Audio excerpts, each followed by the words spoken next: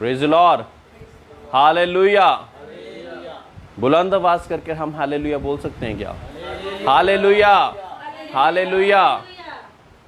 अगर मुसीबतें, परेशानियों में भी हम परमेश्वर का जय की ललकार को नहीं छोड़ रहे और जोर से बोल रहे हैं, तो किसको शर्मिंदा हम कर रहे हैं? तो आइए हम बोले हालेलुया, हालेलुया। मुसीबत, परेशानियां, एक्सीडेंट, खतरे, खौफ, ये सारी चीजें तो आती जाती रहेंगी, लेकिन परमेश्वर ने हमको जयवंत से बढ़कर बनाया है। Praise the Lord. और खुदा का शुक्र है कि परमेश्वर ने हमें अलग अलग स्थितियों में उसके बीच में से निकलकर एक नया मसीही जीवन, एक्सपीरियंशियल लाइफ दी है। Praise the Lord. और हम जानते कि हम जब चीज़ों को परमेश्वर के आगे रखते तो हम जीत जाएंगे। Praise the Lord. कितने लोग कहते कि हम जीत जाएंगे? हाँ, कितने लोग जीत रहे हैं? जीत रहे हैं। Praise the Lord. और खुदा चाहता कि हम जीतें, और उसने जीत हमें ऑलरेडी प्रदान कर दी है ना। जीत परमेश्वर यीशु मसीह ने शैतान की सारी ताकतों का, प्रधानताओं का खुल्लम खुल्ला तमाशा बना दिया क्रूस पर, है ना। बनाया कि नहीं बनाया? और अब जब हम यीशु में हैं तो उसके बेटे और बेटियां हैं। जो बेटे और बेटियां हैं तो हमारे पास कुछ अथॉरिटीज़ हैं। Praise the Lord. हमारे पास अथॉरिटीज़ हैं जिसका हम जब जब इस्तेमाल करते हैं तब तब हमारे जीवन में रास्ते खुलते जाते हैं और तंगियां, मुसीबतें हमारे रास्ते से हटती जाती हैं। अगर एक किंग हो और उसका बच्चा प्रिंस हो, जब तक वो अपनी अथॉरिटी को अगर ना यूज़ करे तो एक वो नॉर्मल कर्मचारी की तरह ही है। Praise the Lord. वो नॉर्मली घूमते फिरते हुए है ना, प्रजा की तरह ही है, नॉर्मल प्रजा की तरह ही है। लेकिन जिस दिन वो अपनी अथॉरिटी को यूज़ करना सीख जाता है तो क्या होता है? वो राजा का पुत्र, कमांड, अथॉरिटी और ये सारी चीज़ें, हुकूमत, डिक्री कि मैंने ये बात बोल दी तो ये हो जाएगी, ऐसी बातें करने वाला हो जाता है। Praise the Lord. हम कौन हैं? राजा के बेटे और बेटियां हैं, है ना। अब जो मुझ में है वो नई सृष्टि है। पुरानी बातें सारी बीत गई, देखो सब कुछ नया हो गया, है ना। और परमेश्वर ने हमें यीशु में होकर बेटे और बेटियां होकर बना दिया है। कितने बेटे बेटियां हैं परमेश्वर यीशु मसीह के? हाँ, कुछ तो बाप हमारे दुनिया में जैसे हमारे बाप होता है, वैसे ही स्वर्ग में जो बाप है वो हमारा बाप है। दुनिया में तो कई बारी हमारे बाप जो हैं उनके पास रिसोर्सेज लिमिटेड हो सकते, लेकिन हम उस खुदावंद की हम तो परस्तिश करते जो कि अनलिमिटेड है। Praise the Lord. और सोर्सेज भी उसके पास अनलिमिटेड है। और हम अगर भरोसा रखते तो फिर हम उस रिसोर्सेज को यूटिलाइज कर सकते, यूज कर सकते। बिना भरोसा के नहीं है। एक ही की दी है, विश्वास करने वालों के लिए सभी चीजें संभव है, और विश्वास ना करने वालों के लिए कुछ भी संभव नहीं। Praise the Lord. विश्वास करने वालों के लिए सभी चीजें संभव हैं, तो हम अगर बोलें कि विश्वास ना करने वालों के लिए कुछ भी संभव नहीं। Praise the Lord. आइए हम उसी डिसीजन मेकिंग में ही कंटिन्यू रहेंगे, जैसे कि परमेश्वर ने बहुत सी बातों को हमारे बीच में रखा और बहुत से अच्छे डिसीजंस हमारी कलीसिया के लोग अलग अलग स्थितियों में ले पा रहे हैं। अब मैं बहुत खुश हूँ कि जब भी मुसीबतों में, परेशानियों में पढ़ रहे हैं तो वो अपने डिसीजन मेकिंग स्टाइल को, वो परमेश्वर वाले स्टाइल को अपने बीच में लेकर आ रहे हैं। वो परमेश्वर के कैरेक्टर को, परमेश्वर के बिहेवियर को उसके बीच में लेकर आ रहे हैं और विजय भी हासिल कर रहे हैं। Praise the Lord. Praise the Lord. हमने लास्ट जो वर्स पिछली बार हमने सीखी थी वो जेम्स 1:19 थी, जिसमें लिखा था कि क्विक टू लिसन, है ना। एक परमेश्वर का जो दास या दासी या विश्वासी है वो क्विक होता है लिसन करने, सुनने में एकदम से तेजी दिखाता है, और क्या है, बोलने में धीमा। ये नहीं कि आहिस्ता बोलना है, लेकिन आहिस्ता नहीं है, स्लो है है ना, कि एकदम से किसी का जवाब नहीं दे रहे हैं हम, कोई किसी ने कुछ बोल दिया तो एकदम से हम भी फटक के जवाब दे रहे हैं, वो कैरेक्टर नहीं हमें सिखाया परमेश्वर ने। और एंगर के बारे में लिखा है स्लो टू बिकम एंग्री, है ना, उसको गुस्सा यानी कि आता ही नहीं। Praise Lord. हम अपने आप को आइडेंटिफाई करें कि कहां कहां पे हमको गुस्सा आता है, जहां पे हमें अपने आप को अमेंड करना चाहिए, अपने आप को ठीक करना चाहिए। आज की वर्ष जो की है मत्ती की इंजील 7:26।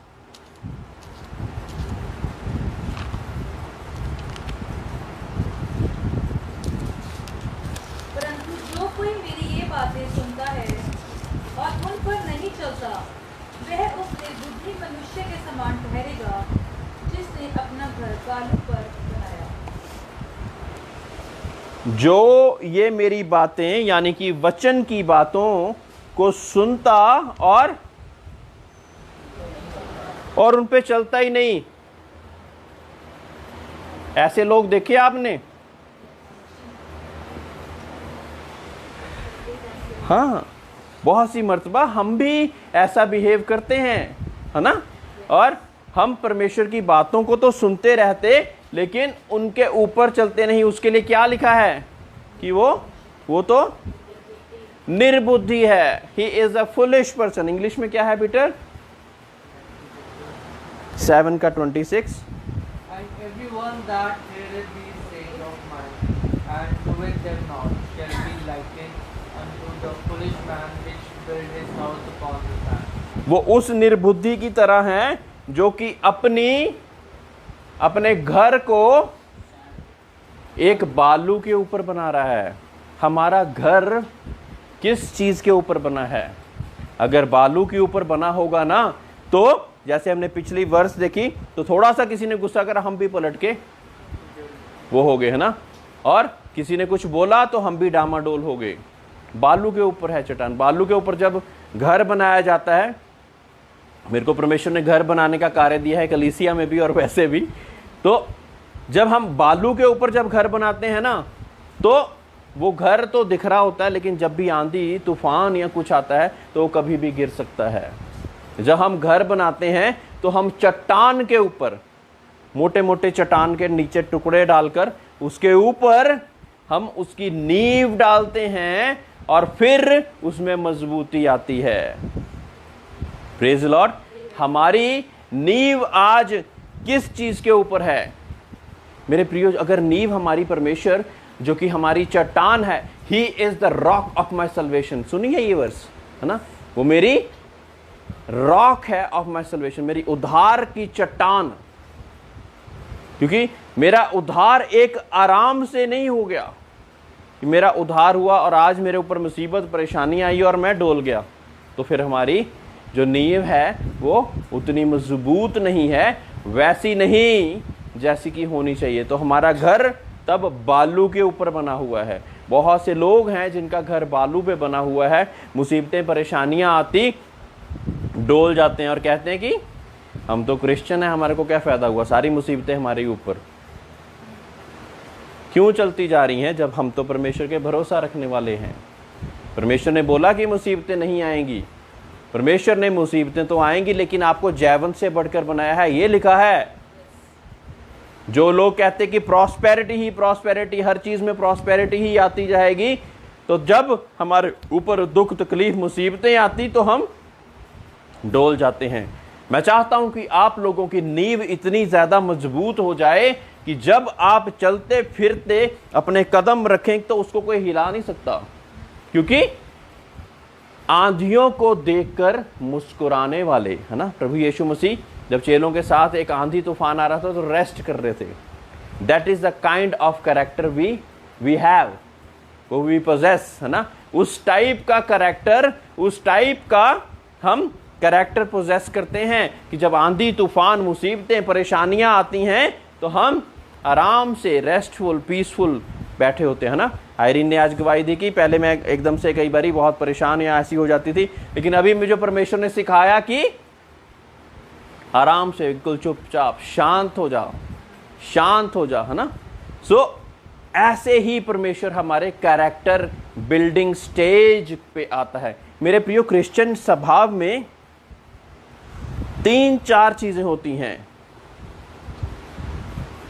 परमेश्वर जब चुनता, he chooses, first he chooses, then he justifies, then he glorifies. Praise the Lord. He chooses, he justifies and then he glorifies. आइए हम इस चीज को देखें। फर्स्ट वो चुनता है, फिर जस्टिफाई करता है और फिर ग्लोरीफाई करता है। ये हर एक विश्वासी का जीवन रहता है। अगर इसको हम ध्यान से देखें कि परमेश्वर ने हमें चुन लिया, चुनने के बाद जब जस्टिफिकेशन की स्टेज आती है ना, तो बहुत से डोल जाते हैं। जस्टिफिकेशन स्टेज में क्या क्या चीजें आ रही हैं? आपका बिहेवियर आ रहा है, आपका कैरेक्टर बिल्डिंग आ रहा है,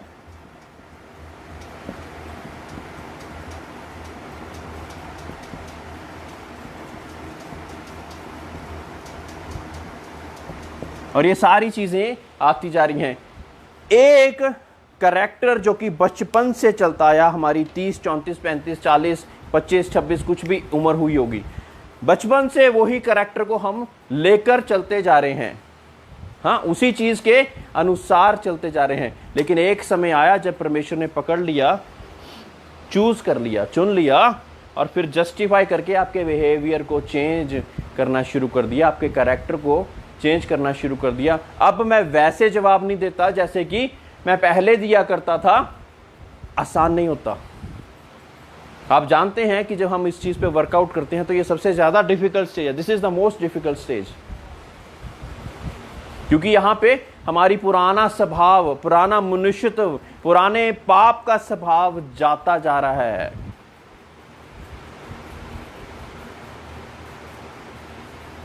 मेरे प्रियो, पाप सिर्फ वो ही नहीं कि हमने झूठ बोल दिया, कत्ल कर दिया, वो कुछ और ऐसा कर दिया, लेकिन पाप परमेश्वर की आज्ञा की नाफरमानी भी है ना? आज्ञा की नाफरमानी के ही कारण तो बागे अदन से निकाल दिए गए थे। कोई बहुत बड़ा पाप नहीं करा था।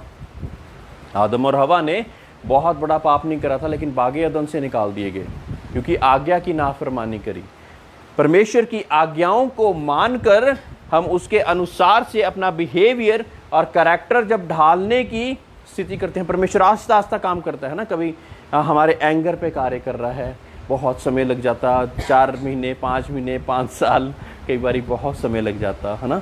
फिर हमारे ईर्ष्या का स्वभाव, हम जलते किसी से है ना, किसी की बहुत बड़ी कार ले ली, बिल्डिंग ले ली, कुछ ऐसी चीज़ ले ली, उस पर परमेश्वर कार्य करना शुरू करता है। These are the things of our character, और हमारे स्वभाव, हमारे बिहेवियर की है ना। कई चीज़ों पे हम बहुत ज़्यादा प्राउड फील करके अपने आप को बहुत ही बड़ा बोस्ट करने की सोचते हैं, परमेश्वर उस पर वर्कआउट करता है। Praise the Lord. ऐसी बहुत सी चीज़ें हैं जो कि हमारे कैरेक्टर बिल्डिंग में आ जाती हैं, और ये सारी चीज़ें डायरेक्टली रिलेटेड हैं हमारी सोल के साथ, हमारी जान के साथ, जहाँ पे हमारे इमोशंस और फीलिंग्स बसते हैं। अब मैं इन चीज़ों को इतनी बार बोलता, मुझे लगता है कि ये चीज़ें आपको याद होनी शुरू हो गई होंगी कि सोल यानी कि हमारी जान में हमारे इमोशंस और फीलिंग्स आते हैं, और जस्टिफिकेशन स्टेज में हमारा बिहेवियर और कैरेक्टर जब सुधारा जाता है तो हमारी सोल पे परमेश्वर कार्य कर रहा होता है, और यानी कि हमारे इमोशंस और फीलिंग्स में किस समय पे हम किस तरह से बिहेव करेंगे, किस समय पे हम किस तरह से बिहेव करेंगे। क्या हम ये कह सकते कि greater is he that is in me than he who is outside the world. मुझ में जो है वो उससे बढ़कर जो कि संसार में कार्य करता। संसार में दुख, तकलीफ, मुसीबत, परेशानियां, ये सारी चीजें कार्य कर रही हैं, लेकिन उन चीजों पर हम, हमारा स्वभाव, हमारा कैरेक्टर, हम उनके और देखकर हमारा रिएक्शन क्या हो रहा है, वो बहुत चीजें मैटर करती हैं। बहुत से लोग जॉबलेस हो गए, थैंक गॉड। बहुत से लोगों की सैलरीज कट हो गई, थैंक गॉड। बहुत से लोगों को मुसीबत, परेशानी, डिजीज ने घेर लिया, थैंक गॉड। हो पा रहा है क्या? बहुत सी मर्तबा नहीं हो पाता। मेरे प्रियो, यही है जो कि जंग हमें लड़नी है। हमारी जंग, जैसे कि हमारे बुजुर्ग खादिम जब आए तो क्या कहा कि सबसे मुश्किल जो चीज या सबसे बड़ा दुश्मन जो हमारा होता है वो हम खुद ही होते हैं। अगर हम अपने ऊपर परमेश्वर को विजय पाने दें और अपने कैरेक्टर, अपने स्वभाव को परमेश्वर के हाथ में सौंप दें और उसके अनुसार चलना शुरू कर दें तो बहुत कुछ होना शुरू हो जाएगा। प्रेज लॉर्ड, बहुत कुछ होना शुरू हो जाएगा जो कि हम सोचते भी नहीं कि हो जाएगा। तो हमारी चट्टान, हमारा गढ़, हमारी छिपने की जगह परमेश्वर यीशु हो जाए, जिसने हमें सिखाया कि जब पसली में भाला खोपा जाए तो क्या जवाब देना है। जब जिनके कोड़ियों को चंगा करा, जिनके अधरंगों को चंगा करा, जिनकी आंखों को चंगा करा, लंगड़ों को चलाया, जब वो आपके खिलाफ होकर आपको कहते हैं कि इसको क्रूस पे चढ़ा दो तो हमारा क्या जवाब होगा? Justification stage. बहुत से लोग अपने मसीहियत को साइड पे रख देते जब ऐसी चीज आ जाती, कहते कि मैं अलग से देता हूं जवाब, कोई नहीं, मैं बाद में देखता हूं क्रिश्चियनिटी और बाइबल, पहले मुझे तुझे जवाब देने दे भाई, तू किस चैनल से बात कर रहा है, उस हिसाब से मैं तेरे को जवाब दूंगा। What is inside you, you will speak out. He will speak what he has inside him. Praise the Lord. क्या हमने सीखा कुछ? मेरे जो अंदर है मैं उस हिसाब से उसको जवाब दूंगा, जो उसके अंदर है वो उस हिसाब से जवाब देगा। मेरे प्रियो, डेली लाइफ है ये हमारी, हमारे घरों में, हमारे चौकों पे, चौराहों पे, हमारे भाई बहन, हमारे रिश्तेदार, हमारे माँ बाप, हर एक के बीच में कुछ ना कुछ चल सकता, लेकिन क्या हमारा कैरेक्टर, हमारा स्वभाव, हम किस चीज को दर्शा रहे हैं, ये चीज मैटर करती है। और once we are able to possess that, we are more than victorious. जब हम उस चीज को, उस स्वभाव को परमेश्वर के पहन लेते, तब हम जैवन से बढ़कर हो जाते। आसान तो नहीं होगा यीशु के लिए भी, है ना? कितने फेरौन भी पूछ रहा है कि जवाब क्यों नहीं दे रहा, इतने लोग तेरे को क्या क्या बुरा भला कह रहे हैं, वो आराम से बैठा हुआ था। He is not answering. पसली में भाला खोपा गया और सिर पे ताज कांटों का भी रख दिया गया, कपड़े फाड़ कर, है ना, खिल्ली उड़ा रहे हैं, लॉट्स, ये किस कौन लेगा, ये कौन लेगा, है ना, हंस रहे हैं जोर जोर से। उसकी जेबें भी देख रहे हैं कि क्या है उसकी जेबों में। लेकिन तब भी परमेश्वर यीशु मसीह जब क्रूस पे चढ़ा तो क्या बोला कि इन्हें माफ कर परमेश्वर, ये नहीं जानते। Speak from the realm of haven, right this thing, not from the realm of earth. परमेश्वर की पाक हजूरी के बीच में से होकर बोलिए, ना कि संसार में संसारिकता की हिसाब से बोलिए। आमेन। What you need to speak is speak from the realm of heaven.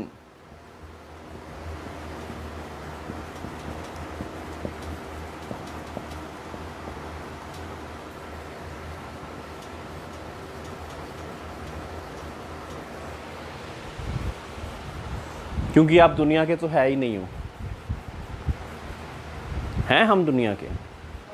अगर हम दुनिया के होते तो परमेश्वर यीशु मसीह कहता कि यहीं पे घर घार सब कुछ बना लो, यहीं पे है नरक स्वर्ग, सब कुछ यहीं पे है। उसने कहा कि इंतजार करना, मैं तुम्हारे लिए घर बनाने जा रहा हूं, ताकि जहां पर मैं हूं वहां पे तुम भी हो सको। ताज हर एक व्यक्ति को नहीं मिलता, विनर को मिलता है, विनर को मिलता है ताज, है ना। और we are winners in Christ Jesus. हम परमेश्वर में विजेता हैं, हम परमेश्वर में ताज हासिल करने वाले हैं। वो जो वो दौड़ दौड़ते हैं और पूरी दौड़ नहीं करते, वो उनके लिए क्या है, दौड़ तो दौड़ी लेकिन पूरी नहीं करी। हाँ, हाँ जी, वो हार जाते हैं, उनको ताज नहीं मिलता, उनको प्राइज नहीं मिलता, they are not awarded, because उन्होंने दौड़ तो शुरू करी लेकिन उसको खत्म नहीं कर पाए। जो दौड़ दौड़ता, परमेश्वर चाहता कि उसको खत्म भी कर सके, और परमेश्वर अपनी सामर्थ्य देगा आपको, अपनी सामर्थ्य देगा जब हम परमेश्वर से मांगेंगे। लाइफ इजी होनी शुरू हो जाए। हम कल बात कर रहे थे कि परमेश्वर के भवन में आना या परमेश्वर के हिसाब से जीवन जीना एक सेलिब्रेशन और एक पार्टी का माहौल हो जाना चाहिए, है ना। आज मैं प्रार्थना क्या कर रहा था, परमेश्वर जैसे वहाँ अलग अलग जगह पे लोग बहुत ज़्यादा खुश होते हैं, वैसे ही तेरे भवन में तेरी हजूरी में रहकर भी ऐसी शादमानी खुशी आए, है ना। अंदर से ही खुश हैं, बहुत ज़्यादा खुश हैं, गाने गाते हुए, प्रचार सुनते हुए, हालेलुया बोलते हुए, वचन पढ़ते हुए, वैसी खुशी, है ना, हमारे दिल में से निकले, वैसी सेलिब्रेशन हमारे दिल में से निकले, और फिर हम परमेश्वर के बीच में निरंतर निरंतर बढ़ते जाएं। आई would say that most of us are in the justification stage. ये इस स्टेज पे हैं अभी हम, चुने तो गए लेकिन उसके बाद अभी जस्टिफिकेशन की स्टेज पे हैं, जहां पे हमारा परमेश्वर हमारे बिहेवियर, हमारे कैरेक्टर पे कार्य कर रहा है। द मोस्ट डिफिकल्ट स्टेज, है ना। बचपन से ही कुछ कुछ बोल बोल के किस हिसाब से हमें बना दिया गया, लेकिन अभी हमें परमेश्वर के हिसाब से बनना है, अपने सोल पे यानी इमोशंस और फीलिंग्स पे कार्य करके। मेरे प्रियो, अगर हम इस प्रोसेस को पूरा नहीं होने देते ना, और फटाफट से उठकर हम एक प्रचारक या एक कोई ना कोई कार्य करना शुरू कर देते हैं, तो हमारे गिरने के चांसेस रहते हैं। आपको पता है कि बहुत से प्रचारक एक बड़ी जगह पर पहुंच के बहुत से गिफ्ट्स के द्वारा इस्तेमाल होने के बाद गिर जाते हैं। वजह क्या है? फीलिंग्स और इमोशंस पे कार्य नहीं करा। प्रोसेस जो परमेश्वर ने डाला था ना, सोल पे, जान पे कार्य करने का, वो कंप्लीट ही नहीं होने दिया। पहले ही क्राउड के बीच में उतर आए, पहले ही कुछ ना कुछ करना शुरू कर दिया। तो जब इमोशंस और फीलिंग्स पे अटैक हुआ, शैतान को तो पता है, हमें किसी को भी ना पता, शैतान को पता है कहाँ अटैक करना है, तब गिर गए। That is very very bad stage. बहुत ही बुरी स्थिति होती है वो अच्छी स्थिति नहीं होती। So we need to let God work on our emotions and feelings. हमें परमेश्वर को अपनी जान पर कार्य करने देना चाहिए। उस प्रोसेस को खत्म नहीं करना कि परमेश्वर फटाफट से ये प्रोसेस ही खत्म हो जाए, तो फिर आप में वो लियाकत कहां से आएगी? शायद परमेश्वर आज आपको एक छोटी सी चीज में से, आपकी इमोशंस और फीलिंग्स में से आपको लेकर जा रहा है, ताकि आप एक बहुत बड़ी, जब हजारों लाखों की भीड़ों के आगे सब खड़े हो, तब कोई ऐसी इमोशंस और फीलिंग कोई ऐसी आए तो आप उसी की ओर आंखें उठाएं और आप ना शर्मिंदा हो ना उसको शर्मिंदा होने दें। God is not happy when his big people fall down. परमेश्वर खुश नहीं होता, लेकिन उन्होंने पूरा प्रोसेस नहीं होने दिया। द प्रोसेस ऑफ ट्रांसफॉर्मेशन को कंप्लीट नहीं होने दिया। पहले ही उतर गए फील्ड पे, जरूरी कि हम उस प्रोसेस को चलने दें। मेरे प्रियो, एक छोटी सी मैं बात, जब मूसा का कैरेक्टर बिल्डिंग स्टेज चल रही थी, कितने साल लगाए? 40 साल। फॉर 40 years मूसा इस बात की चीजों को सीखता रहा कि मैं एक राजा हूं और मैं एक बहुत बड़ा व्यक्ति हूं, सारी तलवारें और हर एक तरह का हथियार मुझे चलाना आता है, और लॉज और रूल्स एंड रेगुलेशंस उस किंगडम के सीखता रहा। और उसके बाद जो 40 साल थे, उसमें परमेश्वर ने अपनी हलीमियत उसके अंदर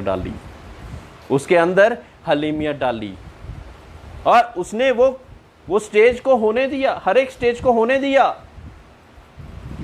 अब उसको लॉज और रूल्स और रेगुलेशंस भी पता हैं, और परमेश्वर के आगे जब हलीम होकर आना है वो भी पता है।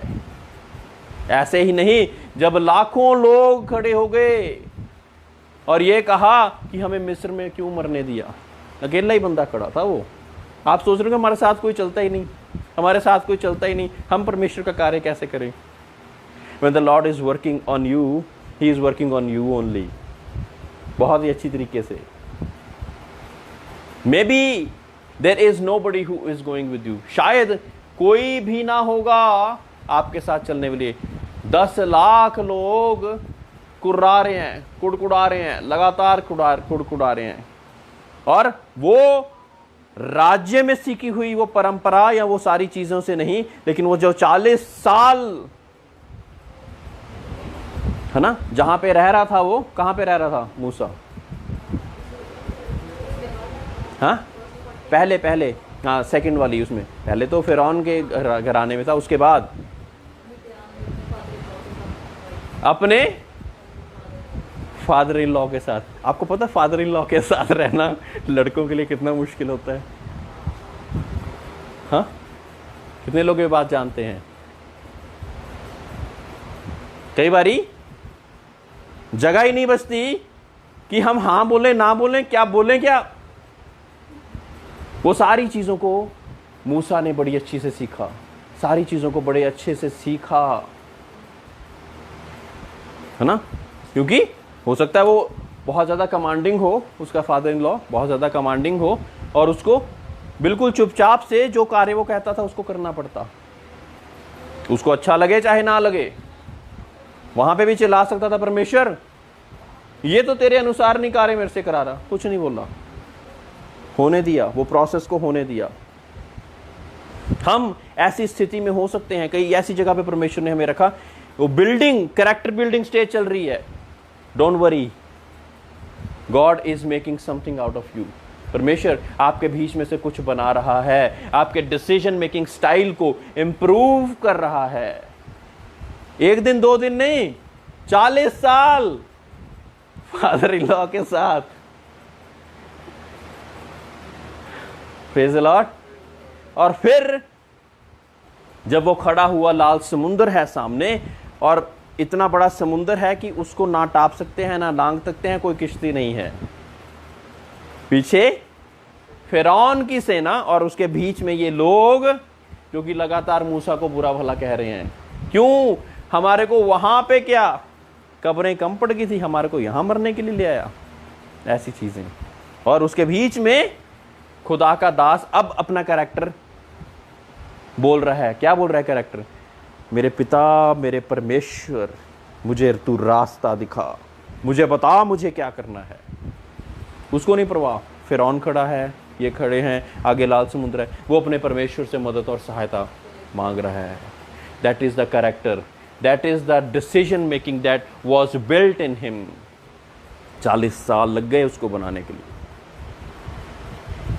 तब वो उस हिसाब से ना तो परमेश्वर पे गिड़गिड़ा रहा है, कुड़कुड़ा रहा है, ना ही उनको कह रहा है कि तुम्हें पता नहीं लगता, तुम्हें ऐसे करना चाहिए वैसा करना, कुछ नहीं कह रहा वो तब भी बोल सकता था, इतने प्लेगों में से परमेश्वर निकाल के लाया, तुम ऐसी बातें कर रहे हो, तुम्हें तो मेरा साथ देना चाहिए, मुझे कुछ सोचने ही नहीं दे रहे हो। तुम क्या सोचूं कि मैं इसका रास्ता कहां से निकालूं? तुम तो लगातार कुछ ना कुछ बोलते जा रहे हो। बोल सकता था। Did he do that?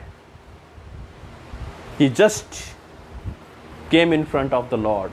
वो अपने परमेश्वर, अपने सृजनहार जिसने उसको बनाया था, इस चीज की स्टेज से निकालकर, इमोशंस और फीलिंग्स को परे रखकर, उसके बिहेवियर और कैरेक्टर को बिल्ड करा था, उस हिसाब से उसने डिसीजन लिया। और वो था एक प्रार्थना का, एक परमेश्वर के आगे उस चीज को रखने का। और फिर परमेश्वर ने क्या कहा उसको? तेरे हाथ में क्या है? We say we do not have cars, we do not have instruments. हमारे पास कुछ नहीं, परमेश्वर हम तेरा कार्य कैसे करें? God says what is in your hand now. अभी क्या है तेरे हाथ में? अभी क्या है तेरे पास? अभी क्या है तेरे पास? अगर मैं कहूं तो मैं कहूंगा मेरे पास ये छोटा झुंड है, परमेश्वर तू इसको कैसे इस्तेमाल कर सकता है? Praise the Lord. क्या है तेरे पास? उसने कहा, परमेश्वर ये छड़ी। क्या उस छड़ी के द्वारा कुछ हो सकता है? कुछ कभी सोचा ही नहीं होगा। लेकिन परमेश्वर कहता कि इसको तू समुद्र में बांध, समुद्र पे मार, और वो समुद्र दो भागों में बंट गया। मेरे प्रियो, what ever is in your hand right now, उसी से परमेश्वर एक बड़ा कार्य करने के योग्य है।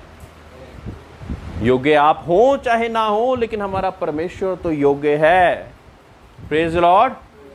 सर्कमस्टांसेस, सिचुएशंस और ये सारी चीजों पे ऊपर अधिकार रखने का कार्य वो 40 सालों में सीखा। Praise the Lord, praise the Lord. और हम जब मूसा के बारे में पढ़ रहे थे कि एक ही बार ही नहीं, बहुत बार थोड़ा सा कुछ होता था तो चिल्लाना, कुड़कुड़ाना शुरू, गिड़गिड़ाना शुरू कर देते थे, है ना। एक बार ही नहीं हुआ, लेकिन परमेश्वर जब उसको बिल्ड कर रहा था, परमेश्वर जानता था मैंने इससे क्या कार्य लेना है। परमेश्वर जानता है कि मुझसे, आपसे परमेश्वर ने क्या कार्य लेना है। So don't worry about your situations, don't worry about the situations that you are going through right now. परवाह ना करें कि क्या चल रहा है आज। परमेश्वर is creating something out of you. परमेश्वर आपको कुछ बना रहा है। मैथ्यू 13:19, मत्ती 13:19।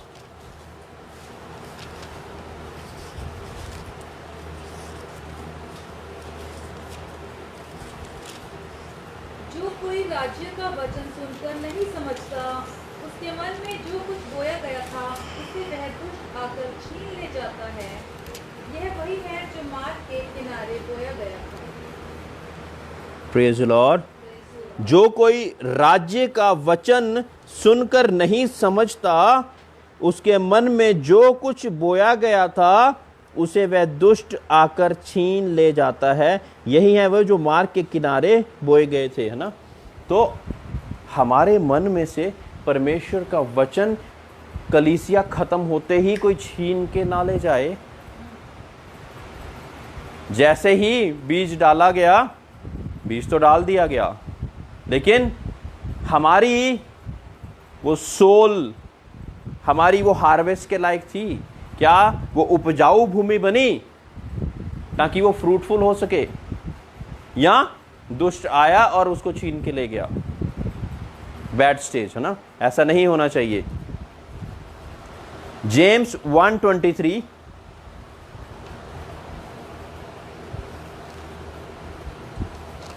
याकूब की पत्री 1:23।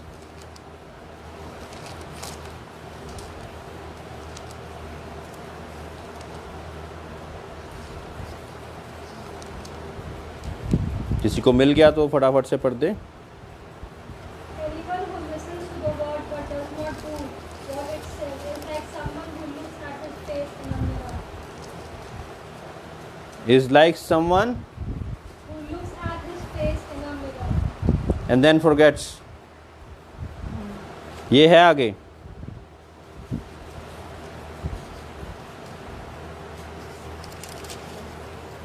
क्योंकि जो कोई वचन का सुनने वाला हो और उस पर चलने वाला ना हो, तो वह उस मनुष्य के समान है जो अपना स्वाभाविक मुँह दर्पण में देखता है। तो रिपोर्ट में आगे हाँ। लिखती है कि वह अपने आप को देखकर चला जाता और तुरंत भूल जाता है कि मैं कैसा था। मेरे प्रियो, इसका एग्जाम्पल ही क्यों दिया गया? जब हम प्रचार करते हैं ना, हमें एक दर्पण दिखाया गया होता है।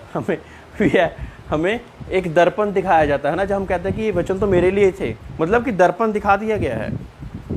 बट जैसे ही बाहर निकले फिर भूल गए कि चेहरा क्या था। बाहर निकलते ही फिर भूल गए कि चेहरा क्या था। हमें दर्पण दिखाया गया, हमारे परमेश्वर, हमें लग रहा कि परमेश्वर हमारे दिल में कार्य भी कर रहा, और हमें ये हमारे लिए वचन थे, लेकिन एकदम से बाहर गए और भूल गए, फिर दोबारा भूल गए, यानी कि उसके अनुसार हम चल ही नहीं रहे, है ना। जेम्स 4:14 और 15। और ये नहीं जानते कि कल क्या होगा। तुम तो लोग, तुम्हारा जीवन है ही क्या? तुम तो भाव के समान हो जो थोड़ी देर दिखाई देती है फिर लोप हो जाती है। इसके विपरीत तुम्हें ये कहना चाहिए, यदि प्रभु चाहे तो हम जीवित रहेंगे और यह या वह काम ही करेंगे। Praise Lord. Praise the Lord। और ये घमंड, इसका हेडिंग, ये जो 13, 14, 15 आयतों का हेडिंग है ना, ये है घमंड के विरुद्ध चेतावनी। घमंड के विरुद्ध चेतावनी, है ना। कई बारी बहुत सी मर्तबा हम घमंड करते हैं। अगर हम 13 से पढ़ें, तुम जो ये कहते हो आज या कल हम किसी और नगर में जाकर वहाँ 1 वर्ष बिताएंगे और व्यापार करेंगे, लाभ कमाएंगे, और वह नहीं जानते कि कल क्या होगा। सुन तो लो, तुम्हारा जीवन है ही क्या? तुम तो भाप के समान हो जो थोड़ी देर दिखाई देती है और फिर लोप हो जाती है। इसके विपरीत तुम्हें यह कहना चाहिए, यदि प्रभु चाहे तो हम जीवित रहेंगे और ये यहाँ काम भी करेंगे। पर अब तुम अपनी डींग मारने पर घमंड करते हो। ऐसा सब घमंड बुरा होता है, इसलिए जो कोई भलाई करना जानता है और नहीं करता, उसके लिए ये पाप है।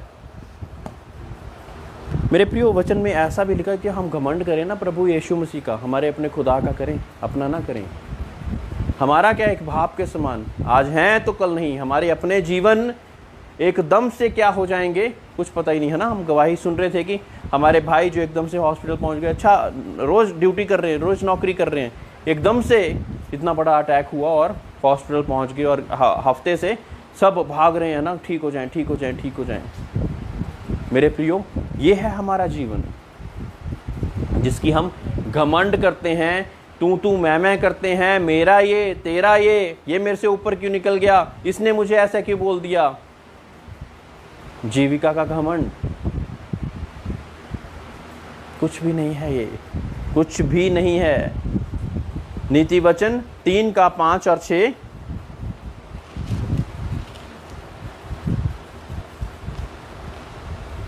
तू अपनी समझ का सहारा ना लेना, वरन संपूर्ण मन से यहोवा पर भरोसा रखना। उसी को स्मरण करके सब काम करना, तब वह तेरे लिए सीधा मार्ग निकालेगा। Praise the Lord. So decision making में हमें अपनी समझ का ही सहारा लेना है। हाँ, बताओ वो कौन सी 3 चीजें जो मैंने बताई थी स्टार्टिंग में। How will we make a decision? Word of God, Holy Spirit, inner voice of the Holy spirit,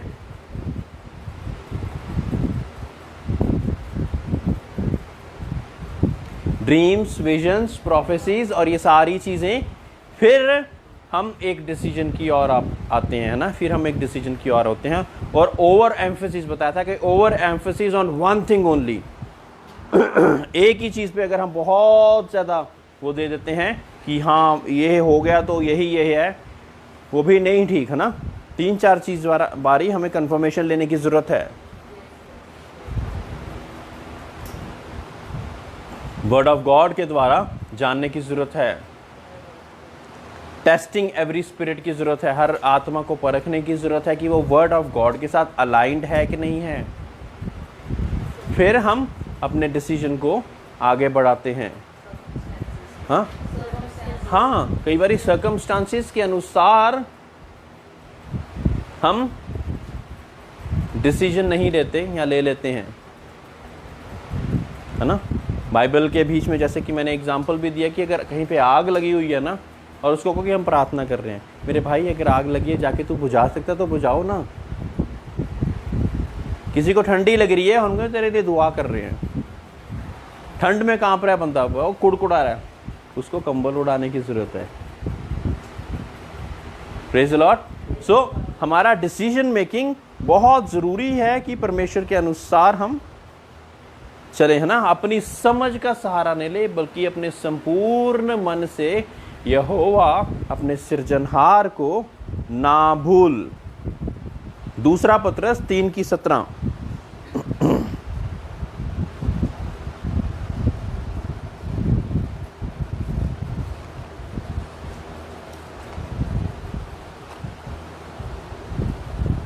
जिसको भी मिल जाए जोर से पढ़े।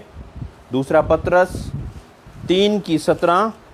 इसलिए हे प्रियो, तुम लोग पहले ही से इन बातों को जानकर चौकस रहो, ताकि अधर्मियों के भ्रम में फंसकर अपनी स्थिरता को कहीं हाथ से खो ना दो। दोबारा।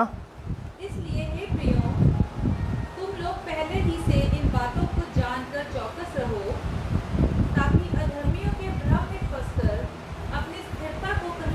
से खो ना दो।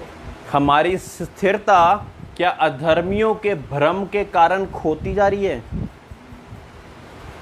होता है ऐसा, अधर्मी लोग कुछ भी बोलते जा रहे हैं और हम मानते जा रहे हैं। हमें तो कुछ और सिखाया गया है। अधर्मी लोग अपने हिसाब से अपना डिसीजन लेंगे, हम उनके हिसाब से डिसीजन लेना कब से शुरू कर दिया? वो तो अधर्मी लोग हैं, उनकी सोच, उनकी पहचान कुछ और है, लेकिन आपकी पहचान कुछ और है। आपका डिसीजन परमेश्वर की ओर से होता है। आप उन अधर्मी लोगों के अनुसार आप डिसीजन उनके साथ हाँ में हाँ मिलाकर नहीं ले सकते। Praise the Lord.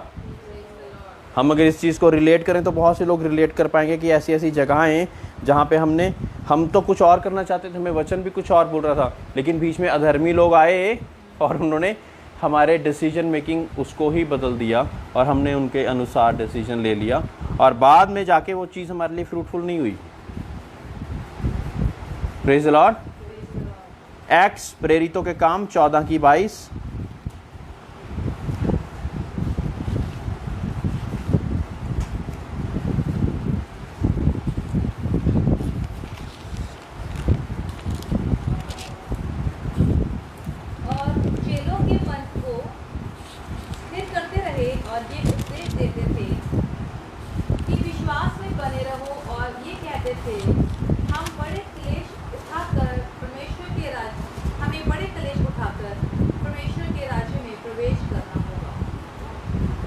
Praise the Lord.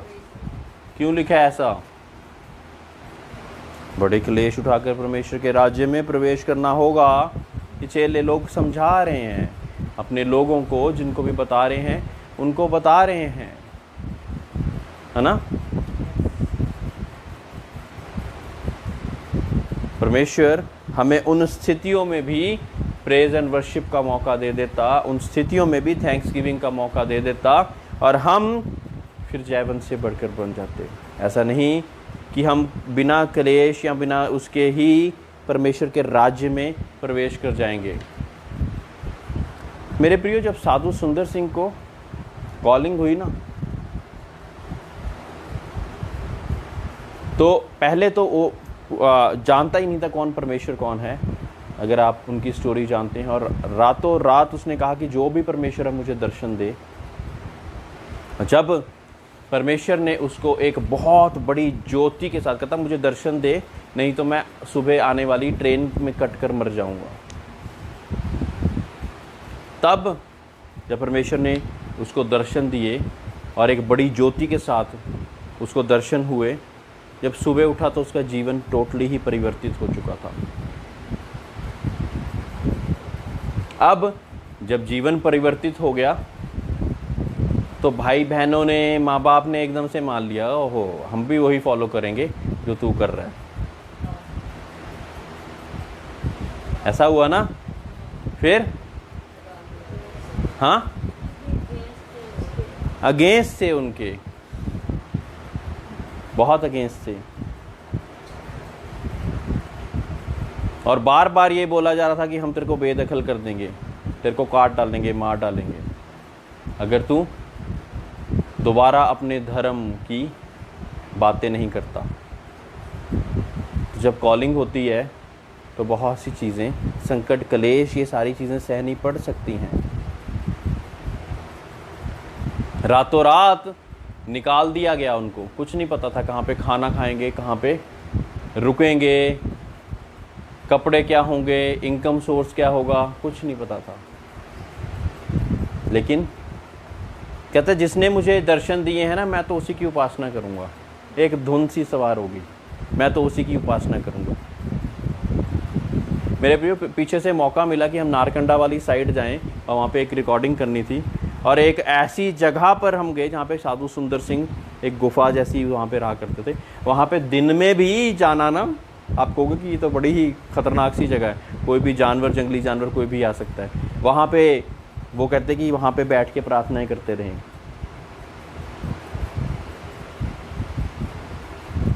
उनको शेर, सांप, ये सारी चीज़ों से तकलीफ ही नहीं कोई सी होती थी। बागे अदन वाला शायद जीवन शुरू कर दिया उन्होंने।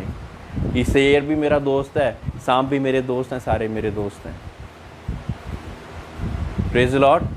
तो जब हमारी कॉलिंग, हमारी बुलाहट, हमारी ये होती हैं सारी चीज़ें, परमेश्वर हमको बुलाता है, तो ज़रूरी नहीं कि हमारे माँ बाप, भाई बहन या हमारे अजीज़ हमारा साथ संग संग चलें, हमारी कॉलिंग का सपोर्ट करें। बहुत कम, बहुत कम। लेकिन हमने क्या उस वजह से अपनी बुलाहट को छोड़ देना है? ओ नहीं नहीं, मेरा परिवार है, मैं तो ये देखूं पहले, ऐसा है क्या? हाँ,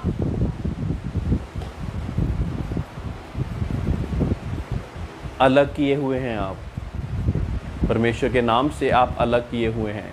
अगर ये ना परमेश्वर कहते कि संकट क्लेश ये कष्ट आ सकते हैं, तो ना लिखते भी ना, है ना। लेकिन जब जब जिसको परमेश्वर ने एक बड़ी बुलंदी पे खड़ा करा है, वो संकट क्लेश मुसीबतों के बिना ही कोई खड़ा हो गया हो, बताओ। कोई एक व्यक्ति, एक बहुत बड़े प्रीचर का नाम लो जो कि बिना किसी मुसीबत परेशानी के खड़ा हो गया हो, है कोई? नहीं ना। और फिर ये स्टेज आती है, जब ये चीज़ को हम डिफीट कर लेते हैं ना, फिर ये ग्लोरिफिकेशन स्टेज आती है, और यहाँ पे परवाह नहीं कोई। फिर now is the time for your glorification, wherever you go, सारी चीज़ें आपके अनुसार चलनी शुरू हो जाती है। वो ग्लोरिफिकेशन स्टेज होती है। जहाँ पे भी आप जाते हो, बीमार, अंधे, दुष्ट आत्माएं दूर से ही चलाना शुरू कर देती हैं, वो ग्लोरिफिकेशन स्टेज आ जाती है आपकी। लेकिन उससे पहुंचने से पहले ये एक बड़ा सफ़र है। सबसे ज़्यादा समय इसमें लगता है। यीशु मसीह की 30 साल की प्रेपरेशन, 3.5 साल की सेवकाई। यीशु मसीह को भी इतनी ज़्यादा पहले तैयारी के बाद फिर सेवकाई करी, प्रेज़ द लॉर्ड, और पूरा संसार हिला दिया उसके बाद। और यहाँ पे कई लोग तो बहुत थोड़ी सी तैयारी और बहुत बड़ी सेवकाई करना चाह रहे हैं, उल्टा चल रहे हैं। तैयारी बिल्कुल भी नहीं है, लेकिन सेवकाई बहुत बड़ी चाहिए हमको।